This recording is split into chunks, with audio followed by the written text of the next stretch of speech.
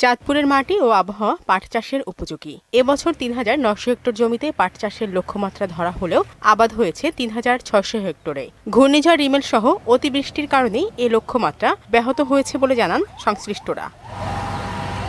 বর্তমানে জেলায় চাষ করা পাট কেটে প্রক্রিয়াকরণের মাধ্যমে বিক্রির উপযোগী করতে কাজ করছেন কৃষকরা। পোকামাকড়ে, বন্যায় ক্ষয়ক্ষতি হয়েছে, পানিয়ে পাট ধ্বংস করে লাগছে। আমরা হতাশ, বৃষ্টির মানে পাট চলে গেছে। লোন ফোন উঠিয়ে এখন আমরা কি করব? কোনো মাথা ঠিক নেই। ন্যায্য বাজার মূল্য এবং অনুকূল পরিবেশ পেলে জেলার কৃষকরা আবারও পাট চাষে ফিরবেন বলে মনে করছে স্থানীয় কৃষি বিভাগ। চাঁদপুরে এবার যে পাট আবাদের লক্ষ্যমাত্রা সেটি অর্জিত হয় নাই। ৩৯০০ হেক্টরের বিপরীতে আমাদের মাত্র ৩৬০০ হেক্টর জমিতে আবাদ হয়েছে। আপনারা জানেন যে অতিবৃষ্টির কারণে চারা অবস্থায় পাট পচে যাওয়াতেই কিন্তু কৃষকরা লক্ষ্যমাত্রা অনুযায়ী তাদের আবাদ করতে পারেনি। রপ্তানিযোগ্য এ ফসলটির হারানো গৌরব ফিরিয়ে আনতে কৃষি বিভাগ কাজ করছে বলেও জানান তিনি। শারমিন স্বর্ণা, মোহনা সংবাদ।